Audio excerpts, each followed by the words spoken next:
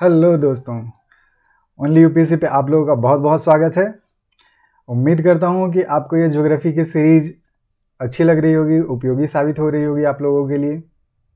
तो इस सेशन को आगे बढ़ाते हुए हम लोग देखेंगे कि जितने भी पासेज थे उनका डिस्ट्रीब्यूशन किस तरह से north India to north east India किस तरह से उनका प्रसार हुआ है, किस तरह से किस इलाके में कौन कौन से पासेज मिलेंगे।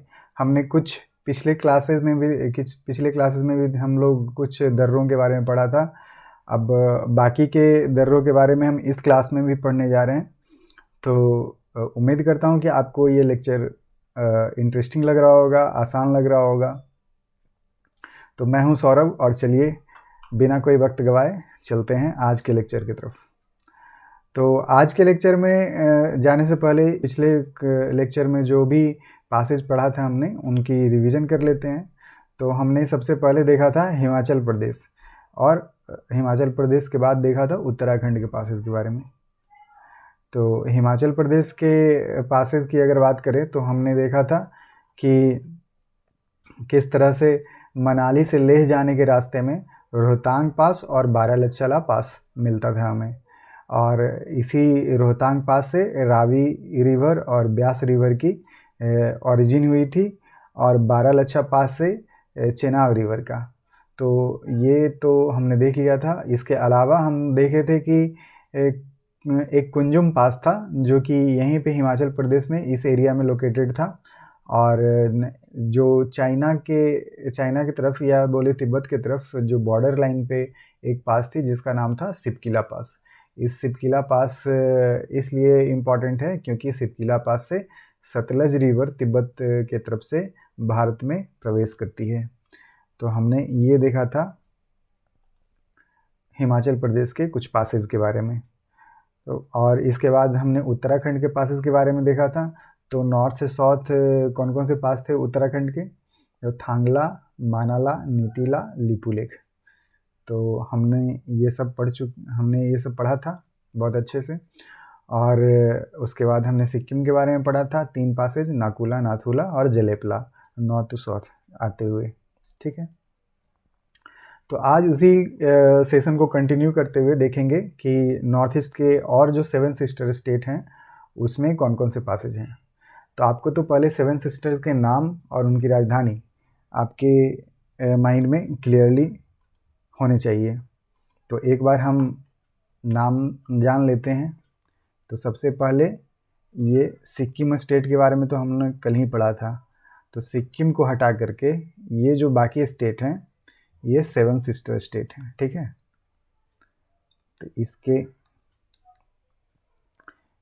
इधर जितने भी स्टेट हैं ये 7 सिस्टर स्टेट कहलाते हैं इंडिया के। तो 7 सिस्टर्स कौन कौन हैं?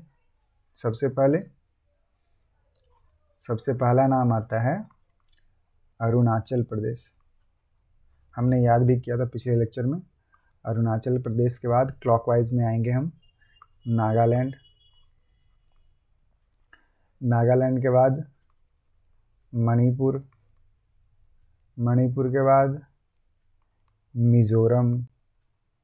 मिज़ोरम के बाद त्रिपुरा।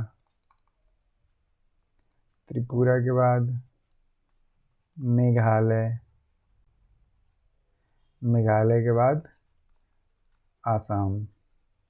तो ये 7 स्टेट हैं। आपको इनके नाम और इनकी राजधानी बिल्कुल ही क्लियर होनी चाहिए। देख लीजिए, आपको इस कलरफुल मैप में भी ये दिखाई दे रहा होगा। ठीक है। इसकी राजधानी तो उम्मीद करता हूँ सबको याद होगा। अरुणाचल प्रदेश का नाम है, राजधानी है ईटानगर। ईटानगर। नागालैंड का कोहिमा। मणिपुर। मणिपुर की राजधानी है इम्फाल। मिज़ोरम की आइजोल। मिज़ोरम की आइजोल। त्रिपुरा आपको दिखाई दे रहा होगा उम्मीद करता हूँ। मैं एक बार चेक कर लेता हूँ।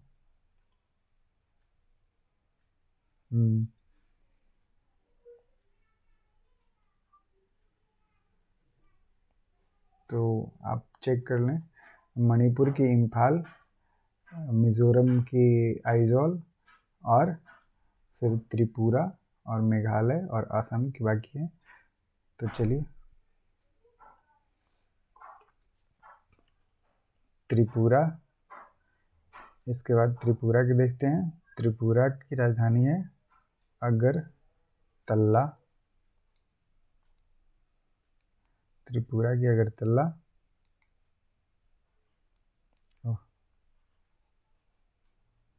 अगरतला। और मेघालय की राजधानी है शिलोंग। आसाम की राजधानी है दिसपुर। इतना तो आपको आई होप पता होगा। तो चलिए आगे बढ़ते हैं और देखते हैं कि इन राज्यों में कौन से फेमस पासेज हैं।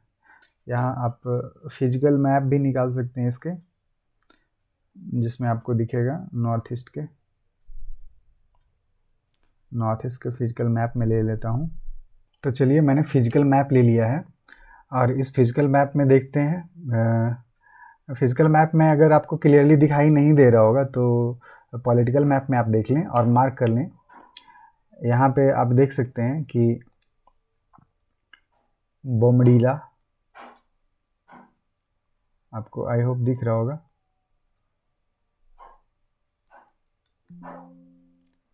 बोमडीला। उसके बाद मार्क किया हुआ है यहाँ सेला, उसके ऊपर नॉर्थ में मार्क किया हुआ है बुमला। ठीक है, ये है तवांग वैली अपनी। ठीक है, तो आप यहाँ भी मार्क कर सकते हैं, ये है तवांग वैली, इस एरिया को बोलते हैं तवांग वैली। और ये है बोमडीला। तो बोमडीला से तवांग वैली की ओर जाते हुए 3 पासेज मिलते हैं हमें, बोमडीला, सेला, बुमला। ठीक है, तो ये हमें याद रहना चाहिए। हम यहाँ लिखेंगे, टाइटल देंगे अरुणाचल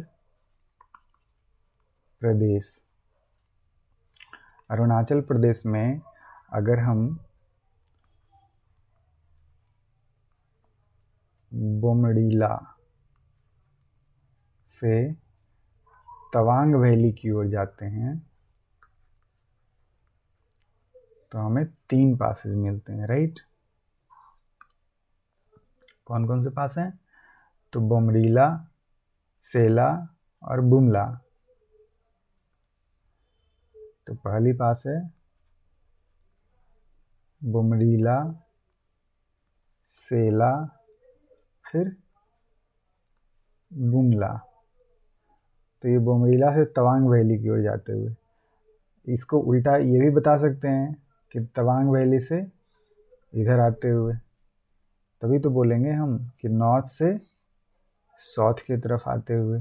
ठीक है, तो ये अपने 3 नाम हैं जो आपको अरुणाचल प्रदेश में याद रखने हैं। इसके अलावा नामचा बरवा पीक के पास है एक पास का नाम, जिसके नाम है योंग याब पास। आपको शायद दिखाई दे रहा होगा, अगर नहीं दिखाई दे रहा है तो आप इस तरह लिख लें अपने मैप में, योंग याब पास। दिख रहा है, योंग याब पास। ठीक है, ये योंग याब पास के पास कौन सा, इस दर्रे के पास कौन सा फेमस पीक था जिसके बारे में हम ऑलरेडी पढ़ चुके हैं? तो ये पीक था नामचा बरवा पीक। हम शुरुआती के क्लासेस में इसके बारे में पढ़े थे हम। तो यहीं पे ये पीक है, नामचा बरवा पीक। आई होप कि दिखाई दे रहा होगा आपको, मैं थोड़ा नीचे कर देता हूँ।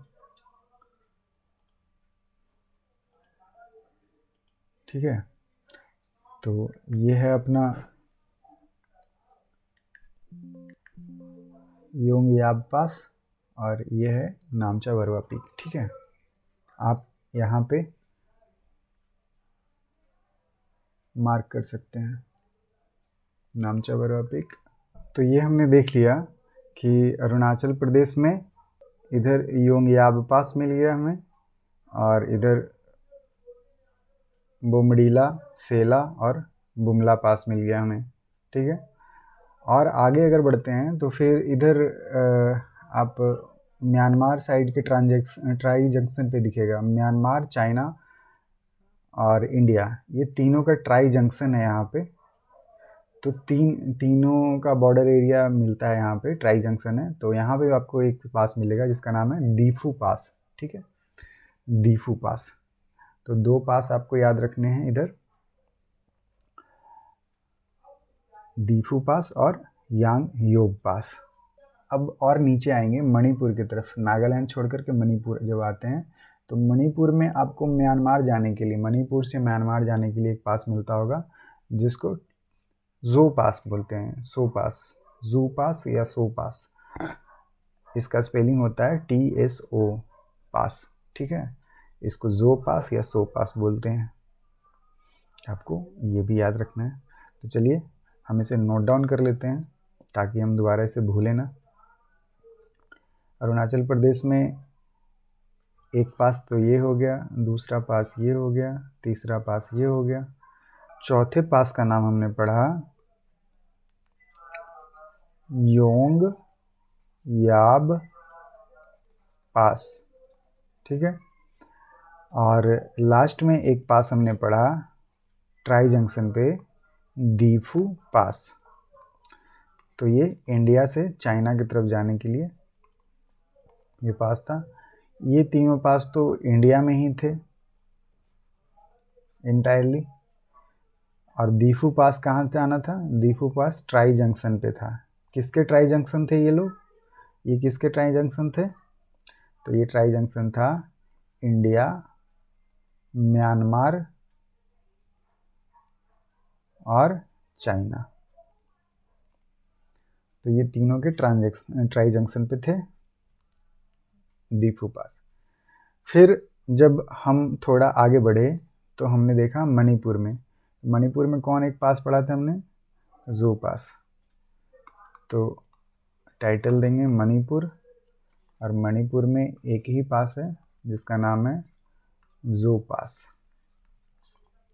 ठीक है, जो पास या सो पास भी पढ़ते हैं इसे, तो आप इसे ध्यान में रखेंगे। और ये जो पास है सो पास, ये कहाँ से कहाँ के लिए है, कनेक्ट करते हैं? तो इंडिया से म्यांमार को कनेक्ट करता है। ठीक है, तो ये आपको ख्याल में रखना चाहिए। फिर आगे बढ़ते हैं तो देखते हैं कि कुछ वैली के नाम जानते हैं जो कि नॉर्थ इंडिया में है। जैसे एक फेमस, आपने कश्मीर वैली का नाम पढ़ा होगा। हमने सबसे पहला लेक्चर में जब ये पढ़ रहे थे, पास पढ़ रहे थे, तो उस समय भी कश्मीर वैली का जिक्र आया था। तो कश्मीर वैली का लोकेशन कहाँ पे है उसके बारे में जान लेते हैं। तो कश्मीर वैली लोकेटेड है, ये देखो, आप फिजिकल मैप निकाल लो और फिजिकल मैप में लोकेट करने की कोशिश करो कश्मीर वैली। तो ये आपने पढ़ा था कि कश्मीर वैली के पहले आपको याद होगा जास्कर रेंज, ऊपर लद्दाख रेंज था, और एक हमने पढ़ा था पीर पांजाल रेंज। कहाँ है पीर पांजाल रेंज? तो पीर पांजाल रेंज यहाँ पे है। तो ये जो जास्कर रेंज है और पीर पांजाल रेंज है, इनके बीच में ये कश्मीर की वैली का लोकेशन है। ये यहाँ पे कहीं पे है। ठीक है, ये यहाँ पे कहीं पे है कश्मीर वैली। तो हम याद रखेंगे कश्मीर वैली किन के बीच है? तो जास्कर और पीर पांजाल रेंज के बीच में। ठीक है, और ये कश्मीर वैली किस लिए फेमस है? तो कश्मीर वैली फेमस है अपने करेवास सॉइल के लिए। कश्मीर वैली में एक फेमस सॉइल पाया जाता है जिसका नाम है करेवा सॉइल। तो ये खास तरह की मिट्टी होती है। ये मिट्टी बनती कैसे है? तो ये मिट्टी बनती है ग्लेशिएटेड सॉइल। ये ग्लेशिएटेड सॉइल है। ग्लेशिएटेड सॉइल क्या होता है?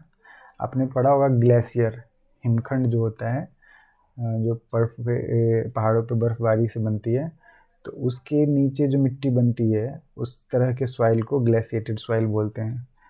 तो इस ग्लेशिएटेड सॉइल से इस सॉइल का फॉर्मेशन, इस मिट्टी का फॉर्मेशन होता है। तो इस मिट्टी का नाम क्या है? करेवास सॉइल। ये जो करेवास सॉइल है, ये सॉइल फेमस क्यों है? तो ये करेवास सॉइल फेमस है सैफरॉन के लिए।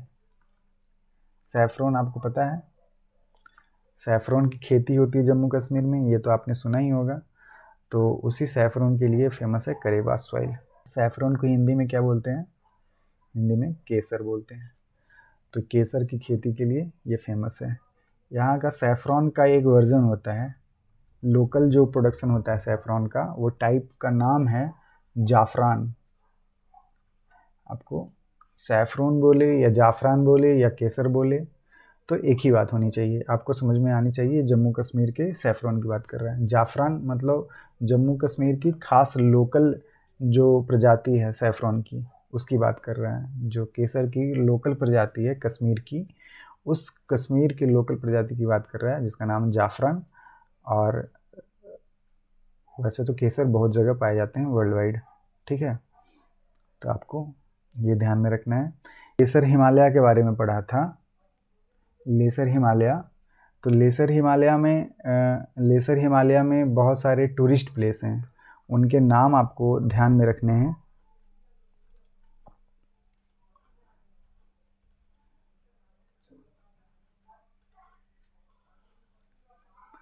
आपने नाम सुना होगा ये कुल्लू मनाली, कुल्लू मनाली, शिमला, ये जितने भी टूरिस्ट प्लेस हैं, घूमने के जो जगह हैं, ये सारे टूरिस्ट प्लेस कहाँ हैं? ये सब लेसर हिमालय के पार्ट हैं। लेसर हिमालय को हिंदी में क्या कहते हैं? लघु हिमालय, ठीक है। तो ये सब लघु हिमालय के पार्ट हैं। कौन? कुल्लू, मनाली, शिमला, ठीक। कुछ इम्पॉर्टेंट वैलीज़ हैं, जैसे कि नॉर्थ इंडिया में कुल्लू वैली, कांगड़ा वैली, ठीक है। तो ये जो वैलीज़ हैं, ये वैलीज़ कहाँ पाए जाते हैं? ये वैली भी उधर ही जम्मू कश्मीर में है। और ये वैली ग्रेट हिमालय, जो अपना बृहत हिमालय जिसको हिंदी में बोलते हैं, एंड लेसर हिमालय, उसके बीच में पाए जाते हैं, ठीक है। तो इनके बीच में पाए जाते हैं ये सब वैली। कौन? कुल्लू, कांगड़ा। ग्रेटर हिमालय और लेसर हिमालय को दूसरे तरीके से भी बताया जा सकता है। यहाँ पे अगर हम रेंजेस की बात करें कि कुल्लू वैली, कांगड़ा वैली किनके बीच में है, तो Kullu valley, Kangra valley, greater Himalaya और लेसर हिमालय के टर्म में अगर ऑप्शन में दिया रहे तो ठीक है, नहीं तो ऑप्शन में ये भी दिया जा सकता है कि ये पीर पांजाल रेंज और धौलाधर रेंज, इसके बीच में भी पाया जाता है। तो आपको ऑप्शन में या तो हिमालय के टर्म में दिया हुआ रहेगा, या तो रेंज के टर्म में दिया हुआ रहेगा। तो रेंज का नाम अगर दिया रहे तो आप बोलेंगे कुल्लू, कांगड़ा वैली, ये सब जो फेमस वैलीज हैं ये पाए जाते हैं पीर पांजाल रेंज में और धौलाधर रेंज में, इनके बीच में। और अगर हिमालय के टर्म में तो ग्रेट हिमालय और लेसर हिमालय के बीच में, ठीक है। तो उम्मीद करता हूँ आपको समझ आया होगा। इसके अलावा एक है काठमांडू वैली। कुल्लू, कांगड़ा वैली तो पढ़ा हमने, इसके अलावा एक है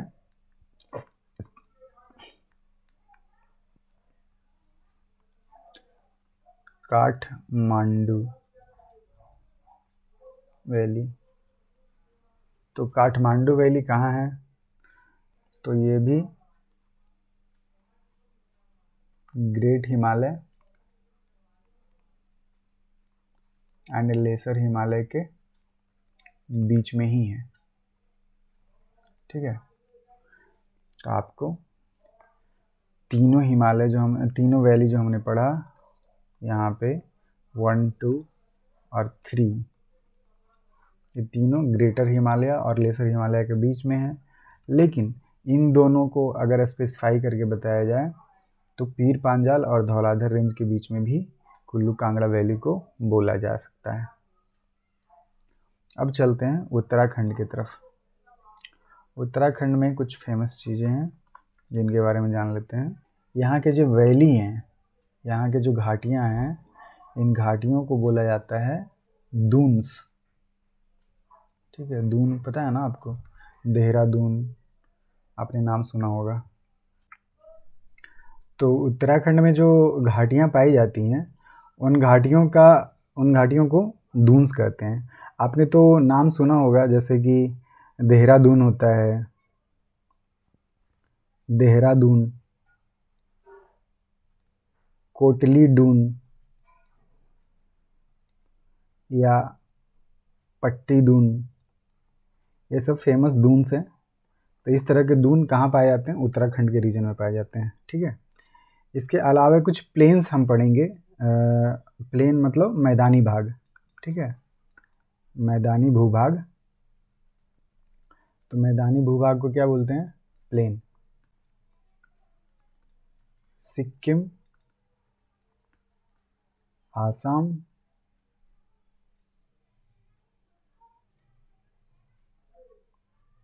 वेस्ट बंगाल, इस साइड जो प्लेन पाए जाते हैं, मैदानी भूभाग पाए जाते हैं, इनको कहा जाता है दुआर।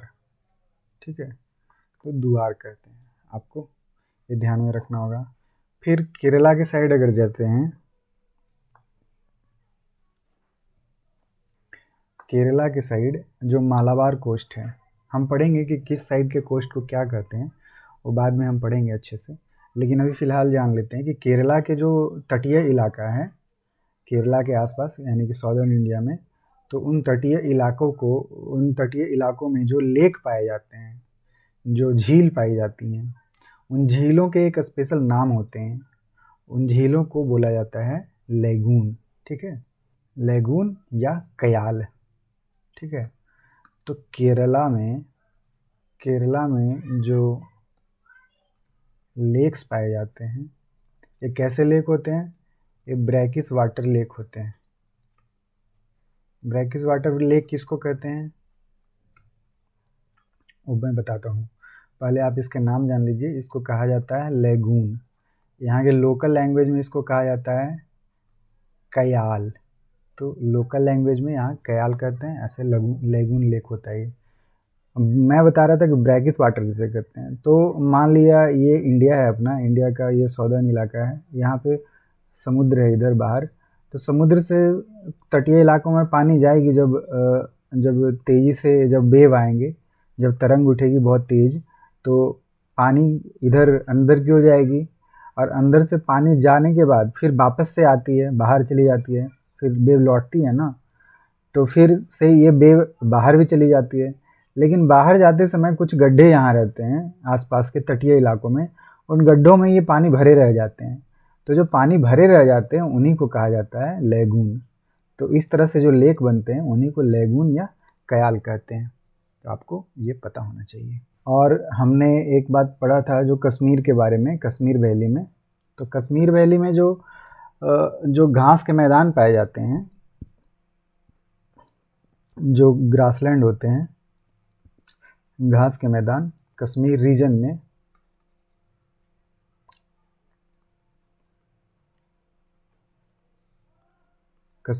में जो घास के मैदान होते हैं उनको कहा जाता है मर्ग।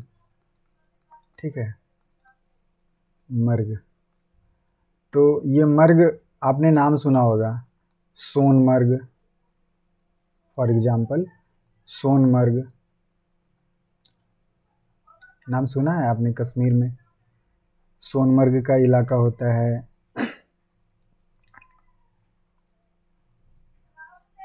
गुलमर्ग का इलाका होता है। ये सब मर्ग क्या है? तो ये घास के मैदान है, ठीक है, कश्मीर के रीजन में। तो ये आपको ध्यान रखना चाहिए। और पीछे जितने भी सेशन हुए हैं उनको भी लगातार रिवाइज करते रहिए, ताकि आपको चीज़ों को भूलने से पहले आप एक बार उसको रिकॉल कर लें, ताकि वो उसको फिर दोबारा इतना पढ़ने में समय ना लगे, इतना समय व्यतीत ना करना पड़े। तो चलिए आज का सेशन हम यहीं तक रखते हैं और मिलते हैं अगले लेक्चर में। तब तक के लिए आप अपना ख्याल रखिए और पढ़ते रहिए। धन्यवाद।